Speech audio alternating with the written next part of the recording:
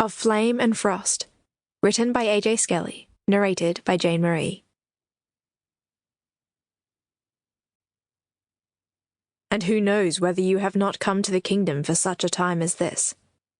Mordecai of Susa. Chapter 1. Aspen. Shadows lengthened in the darkening night, dancing and writhing with the bodies on the island. "Come on, Aspen," Kaysen said, tugging my hand. His cool blue eyes twinkled down at me as his perfect lips curved in a winning smile. My knees went weak as the full force of that smile turned on me. "I want to show you something." His lips tickled my pointed ear as he whispered. His hand snaked around the small of my back, guiding me down the path away from the bonfire and the groups of dancing teenagers. "Aspen, come dance with us," one of the nymph girls called from a circle of twirling students. Her lithe, nearly translucent form swayed to the music. Curls of magic amplified the noise, setting the beat thumping in my chest. Kaysen squeezed my hand as my heart picked up another notch. Parties on the island were common on the weekends. We needed a break from boarding school every now and then. But this was the first one I'd ever been to with Kaysen. "Maybe later," I called with a wave of my hand. The nymph winked at me, fluttering her long fingers.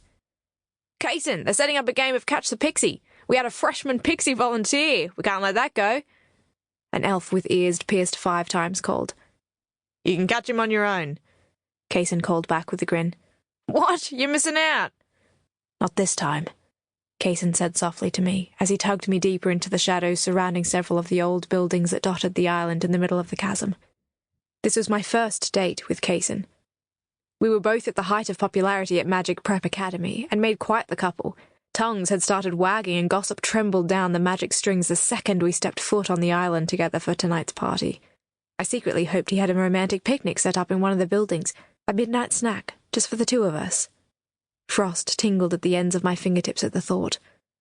Kaysen tugged an age-worn door open, lightly pushing me inside. "What did you want to show me?" I asked as the door shut behind him, plunging us into darkness.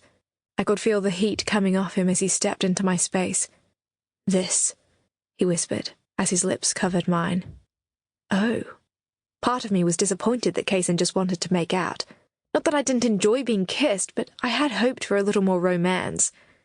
For several minutes his lips moved against mine, his arms holding me close. Then, almost like a switch had flipped, his hands gripped me harder, sending my pulse spiking. Pushing against me with his hips, he backed me up until my back hit the rough wooden wall. His lips were hard, insistent. His hands found my hips, squeezing, dipping lower. Sample complete. Ready to continue?